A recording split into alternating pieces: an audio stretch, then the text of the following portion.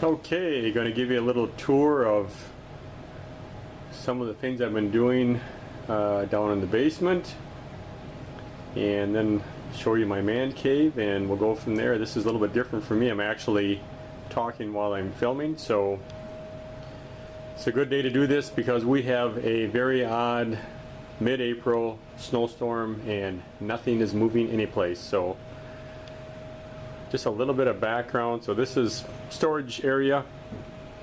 When I was a kid, we dug this basement out by hand. The house is built in late 1800s. It's been added on to like a lot of houses.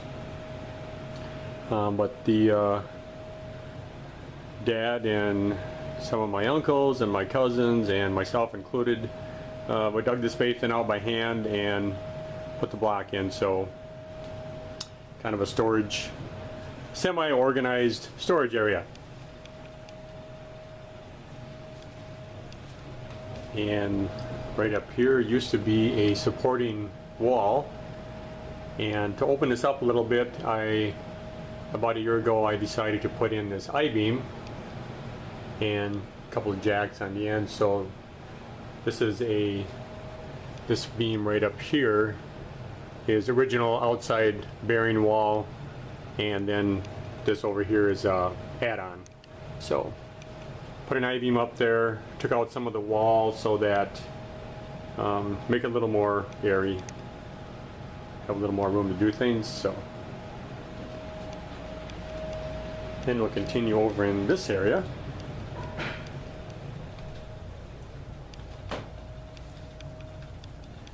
So this is my workbench where I do some of my guitar work. This is a current project that I really apologize to some of the people I do things for. It's been about 2 years. This is a Gibson Flying V, and as you can see, it's going to have tile inserts on the front and the back. So hopefully I can get things organized and I can get back to work on that. I do have the neck finished. So here is the neck, and prior to putting the tiles in, if you notice, I'm going to do a swirl, or I'm going to attempt to do a swirl. So we did do the headstock. So plan is to swirl the body and then put the tiles in afterwards. And there's going to be tiles on the front and the back. So this is my workbench area. I have a lot of supplies, miscellaneous supplies down below. More supplies. And my grandson and I put together a guitar with parts and hung it up off the wall just because we could. So he was excited about that. It's totally non-functional, just what they call a wall hanger. And a little more storage area back here underneath my steps. Did shelves, and because I'm such a pack rat, these are all guitar kits and miscellaneous guitar parts that I've been accumulating for the last 3 to 5 years, and someday I will get to all of them. I presently have like 4 projects in the works. So those are all guitar kits and a whole bunch of necks here and stuff like that. So presently I'm working on 2, there's part of it right there, 2 double necks and also the Flying V. So those are all guitar kits and a whole bunch of necks here and stuff like that. So presently I'm working on 2, there's part of it right there, 2 double necks and also the Flying V. Okay, going to give you a little tour of some of the things I've been doing down in the basement, and then show you my man cave, and we'll go from there. This is a little bit different for me. I'm actually talking while I'm filming, so it's a good day to do this because we have a very odd mid-April snowstorm and nothing is moving anyplace. So just a little bit of background. So this is storage area. When I was a kid, we dug this basement out by hand. The house is built in late 1800s. It's been added on to like a lot of houses. But the dad and some of my uncles and my cousins and myself included, we dug this basement out by hand and put the block in. So kind of a storage, semi-organized storage area. And right up here used to be a supporting wall, and to open this up a little bit, about a year ago I decided to put in this I-beam and a couple of jacks on the end. So this beam right up here is original outside bearing wall, and then this over here is add-on. So put an I-beam up there, took out some of the walls so that make it a little more airy, have a little more room to do things. So then we'll continue over in this area.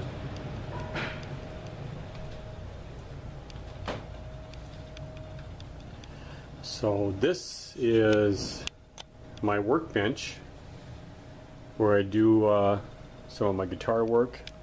This is a current project that I really apologize to some of the people I do things for. It's been about 2 years. This is a Gibson Flying V, and as you can see, it's going to have tile inserts on the front and the back.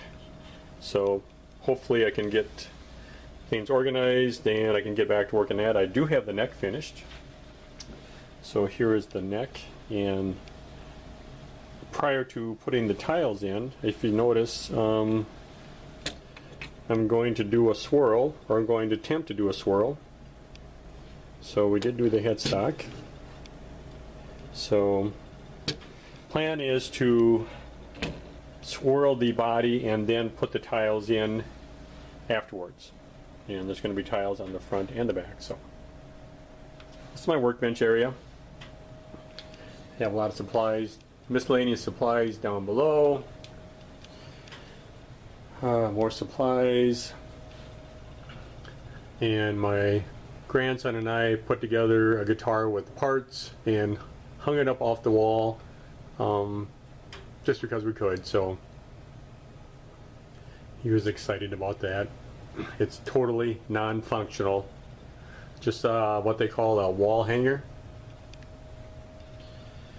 And a little more storage area back here underneath my steps. Did shelves, and because I'm such a pack rat, these are all guitar kits and miscellaneous guitar parts that I've been accumulating for the last 3 to 5 years, and someday I will get to all of them.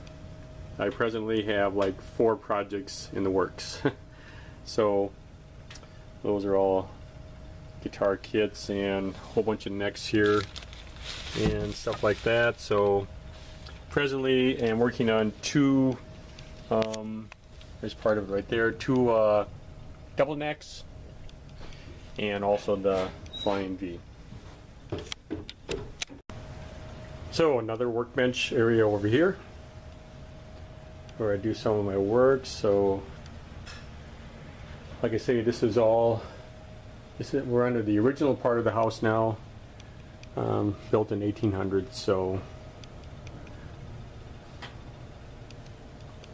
and some recycled miscellaneous furniture from everywhere that I keep on picking up and putting together so I can try to have things halfway organized.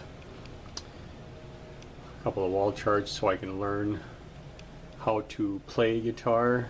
Actually, you just have to start playing the darn things, and that's how you learn, right? So this is my man cave slash bar slash display area, and I'm not sure how the lighting will show up.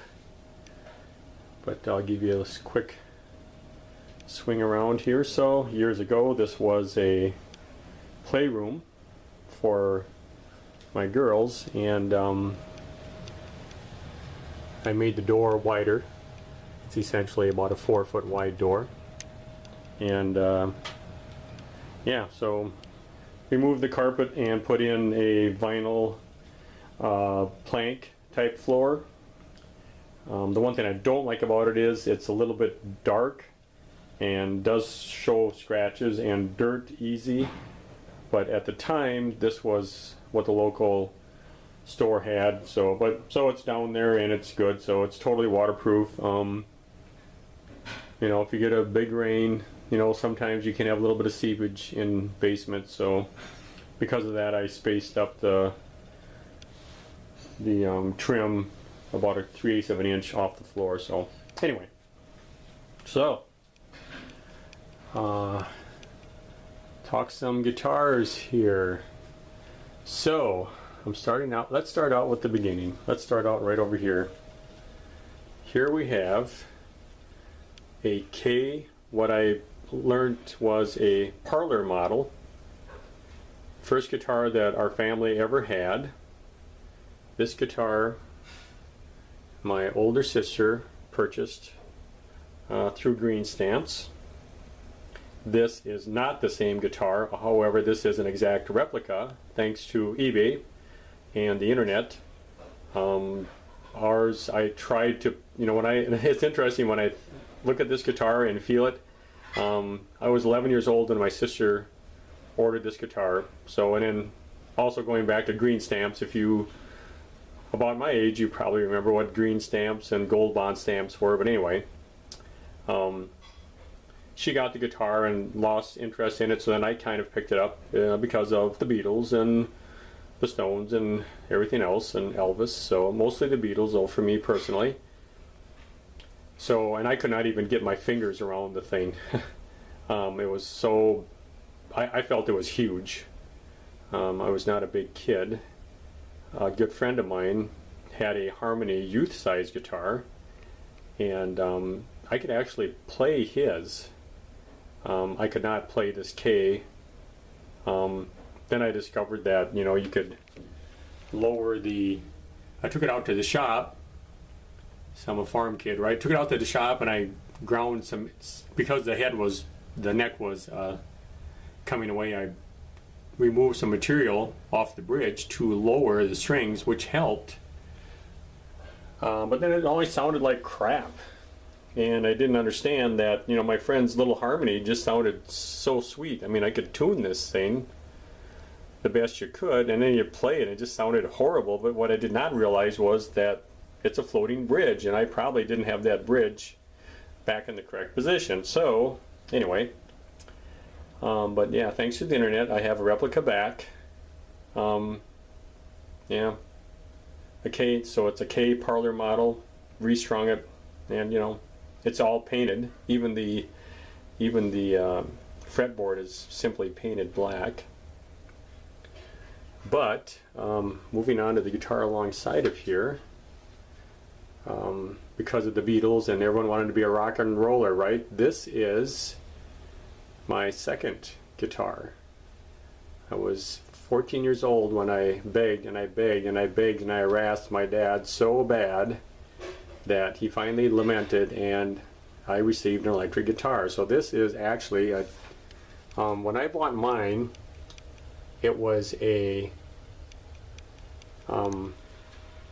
what they called a it was an Apollo, but I have since learned that it was made by the Taisco company out of Japan. It is a Japanese built guitar. Price new was about $139, $140, and I picked up a hollow body, electric hollow body, for a couple of reasons. For one reason, I convinced my dad I needed an electric guitar, but he was not convinced I needed an amp. So therefore, if I had a semi-hollow body, I could at least hear it and play it without an amp. Because yeah, that's true. I mean, I was 14 years old and got the guitar and did not get the amp till I was 18. My first amp was a little Sears Silvertone, and it had reverb and tremolo, so I thought it was pretty hot stuff. So, but yeah, back to the guitar here. Pretty decent guitar, and once again, too, because of the miracle of eBay and everything else, this is not my original guitar. However, it is a copy of it. Mine had silver or aluminum colored knobs. This one had like a tobacco colored knob, and mine had a pick guard right here. And this one did have one, but it's missing. It was missing when I purchased it. So so mine actually, like I say, had the name Apollo on mine. So, and I did see another one. Oddly enough, I seen a triple pickup Apollo on eBay, but it was like the gentleman wanted like $900, and I thought, no, I'm not going to go there. So, because on mine also, I don't know if you can notice, but the headstock is, the logo on the headstock is missing, and that's where mine said Apollo. So yeah, so I had traded, you know, when I purchased this guitar, or when my dad did actually, for helping on the farm, like I say, it was like $139, $140. At that time, you know, Fenders and Gibsons were around, I think, like mid 300s, you know, 350, 380 and on up, and that was a lot of money. And you could go down to the local Woolworth store and look at the cheap Teiscos, and they started at like $29.95, and they're literally a piece of 3/4 inch plywood. But yeah, so that is my first electric guitar. And then moving on a little bit more to modern times. This, or when I say modern, we're talking 1980. I love, I've only purchased in my whole life one guitar that's new. I've always purchased used ones. I kind of like the used ones. I think they feel better. I think they just feel, I don't know, it's just something about a used guitar that it's got a few nicks and some stains and maybe some burn marks from somebody didn't put out their smoke soon enough or something. So they have a story to tell, I think. And so I started picking up. Okay, sorry about that. So yeah, so I was playing quite a bit in the 80s with a couple of friends, mostly because of what happened to John Lennon. It kind of reignited my music interest. So a friend of mine, actually a relative, contacted me one time and said, do you still have your axe and your amp? And I said, what? He said, your axe. I said, I don't even know what you're talking about. He goes, you know, your Fender. I said, oh yeah, I have it. And he goes, well, I'm busy playing with some dudes. Why don't you come over? So yeah, so then because of what happened to Mr. Lennon, I just kind of brought up a lot of old feelings that I had grown up with, and thought maybe someday I'd be a rock and roller, but I never did. But so anyway, started to get back into the music a little bit. So like I said, I love the cheap guitars. Started picking up the Fender Music Master. This is the first one I picked up, but I have another issue. I just can't leave them stock. So because they were like, you know, beginner guitars, and they were cheap. So just had the single, you know, coil pickup. So the first thing I did was, we had a gentleman that did some modifying on guitars, so put a humbucker in the bridge and put a Strat pickup in the neck, and usually I put better tuners on them. And yeah, this particular guitar has a humbucker out of a Gibson guitar, and I think it was a 6L6, something with a 6 in it. So yeah. And then this next one, this is my favorite one. This one actually says Music Master 2, which may be, I think it's a little bit older than the first one. I was on vacation out in Arizona in January of 1981, and in a pawn store, and they had this one for like 99 bucks. And it has a little bit fancier pick guard. I don't know if you can see the detail, but it has a mother of pearl pick guard, a little bit different red. And so bought this and boxed it up and shipped it back home. And so this one here also modified it. This one has humbucker out of the gentleman that used to do my guitar work would cannibalize old guitars, and he had an English-made guitar. I cannot remember the brand, but it had a couple of humbuckers, and one was what they call the zebra humbucker, black, or the skunk. I guess some people call it a skunk, black and white. And so he said I could put one of these in, and it sounded really, really nice. And we also have the phase switch, so we can put it out of phase. And once again, replace the original Music Master with a Strat pickup and new tuners, upgraded the tuners. So this is my favorite guitar to play. I really liked, and for some reason red, I don't know. Guitars have to be red, right? Red or black. So then was at another music store, and I wanted a Mustang or a Bronco, something with a whammy bar. So I came across this guitar, and this is a Fender Bronco. Not sure about the vintage. And this one I did leave the original tuners on. The nut was broke. Replaced the nut and once again put a humbucker in. And this is the other humbucker off of that English guitar that went to the Music Master. So yeah, it has a nice sound. And we also put in this one we also put a phase, split coil switch. So yeah, I mean, what I kind of like about these guitars is, they got some nicks and they got some cracks, and yeah, they all have a story to tell. So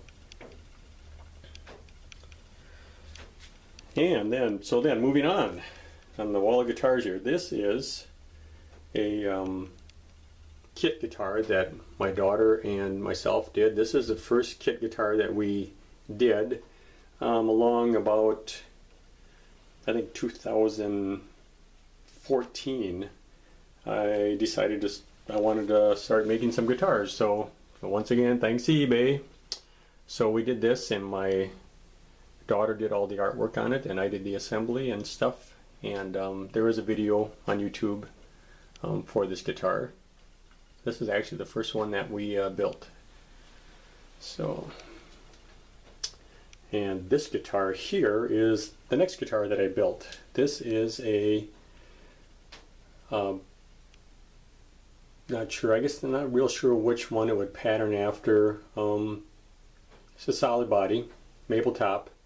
It has, I made this for my daughter. She is a Western person, so it has a lot of Western feel to it. It has some copper and once again, my other daughter, I have three, did the artwork, and we have some belt buckle on it and some horsehair, some conchos, and even have a piece of barbed wire. I'm not sure how good you can see that, but there is a video on YouTube for that guitar. This next one, this is a guitar that I went down to Purdue University in the summer of, I believe, 13 to a guitar making workshop, and down there for 5 days. And so this one I built down there. The body was rough cut out, and the neck was rough cut out, and then we did the rest of the work. We cut out the shape of the headstock, and I made this one as ugly as I possibly could, because I call it the ugly headstock guitar. We did do the frets and everything on these. This is a zebra fretboard, and has some Mighty Mite pickups on it. It's through the body. Nice sound. And what I did like about this guitar is it actually has 7 different kinds of wood. Very nice sounding. Very solid guitar. And this next one is I call it the Frankenstein guitar. This one is also on eBay. It was half PV Predator. Is that the body? It was like the copy of the Stratocaster. I think it was a Predator. I think that's what they called it. That I picked up once again off eBay for like $30 or something. And the neck is also something I picked up off eBay. And I just decided to reshape the guitar, and this guitar is also on the YouTube on a video, so nice, very nice sound. But all the electronics and everything are totally stock on that one. My first try at a cigar box guitar, and I thought, hey, this is really cool, so I went and bought a whole bunch of guitar boxes, and was going to make guitar boxes till they came out of my ears, and life keeps on getting in the way, so you don't get that stuff done like you should. But I did get this one done. This is actually made out of a liquor box. Got a single coil and also a Telecaster pickup and Telecaster selector switch there, and Stratocaster jack. And this one is also on eBay. So my first try at a cigar box guitar. Here is my first bass. I picked this bass up used, Music Master bass. Once again, the color red. So yeah, something about those red guitars, right? They just keep on coming back. But the Music Master didn't have the greatest electronics, and I had to modify. I love to modify. So didn't like the bridge either, so we put a Leo Kwan Badass 2 bridge on it and remachined it for the narrower neck, and then put Fender Precision bass pickups in it, and then I added the brass thumb catcher, and it also has a brass nut. And yeah, nice little guitar, and used. This guitar, this one I almost bought new. This is a Fender Precision Bass Special. This was at the local music store back in probably '82. It had a white lined Fender hardshell case, and I thought that thing was like beautiful, man. I think they had like a $1,100 price tag on it. It had a preamp in it, and it also has, brass or gold, gold hardware. And then the guitar was gone, and a couple of months later it was back on the rack again. So I talked to the salesman, and I said, so what's up with that Fender Precision bass? He said, the guy bought it and was going to make payments and blah blah. Maybe it was more like 6 months. Anyway, long story short, they managed to get the guitar back. They did not get the case back, and if memory serves me right, I think I paid him around $480 cash for this guitar. And so, it's, like I say, it's the closest thing that I bought to new other than a 12-string. So I had a gentleman that I played with, and when I had my Music Master bass, he said, you got to get a precision bass, because otherwise you'll never stretch your fingers. So real bass players play precision P basses. So okay, so I got a P bass. So that's my P bass. And so then this is, I'm not sure how the lighting is for this video. So this is my bar, and it has a glass top. and it has a Gibson guitar underneath the glass top. Not really. It looks like it says Gibson and it looks like a Gibson, but it is, trust me, it's not a real Gibson. Neck and headstock off of a Rickenbacker, but once again there too, that's a lie. But anyway, everything under the glass here in my man cave has significance. So I'm not sure how well this is going to show up, but there's people underneath here that I've built guitars for. I think I probably built 12 of them. I have a fake Marshall amp here. If I get really hard up, I have booze, so I can pop the top off here and get at my liquor. So I have some artwork from my daughter, and a miscellaneous, pretty much worthless handgun, some miscellaneous, ammo,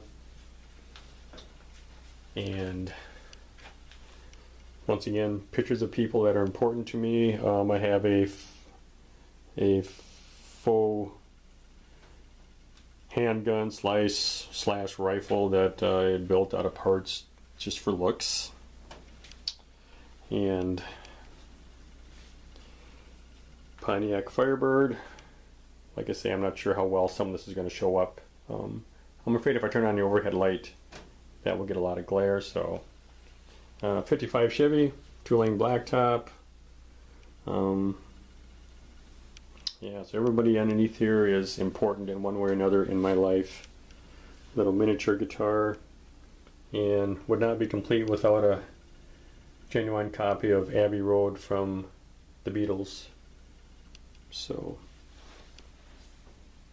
yeah, so this is the view from this end. So this room is about, I think, 9 by 14, and yeah.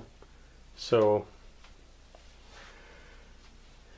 and then down in this end here, I have my little dorm fridge, and in the front is a door out of our house that I recycled, and I got the rail down here. Here's copper pipe for that, for the rail. So, and on the wall here, not sure how good this shows up, I have a rug with all the famous guitars on there. There's a Beatle bass and the ES-335 and the Flying V, Stratocaster, Rickenbacker, Martin, and a Gibson Les Paul.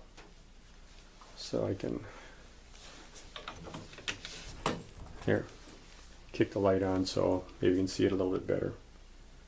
So yeah,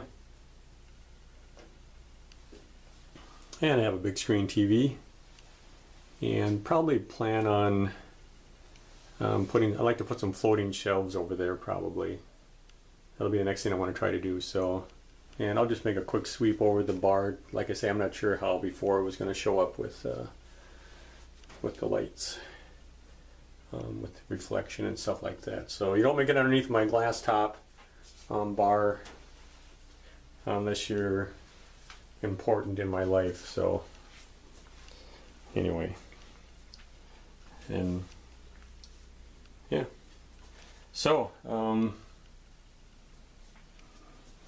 that's pretty much it. Oh, so a couple of guitars that were projects here. This is a Fender, can't remember the model now, but it is a genuine Fender acoustic bass.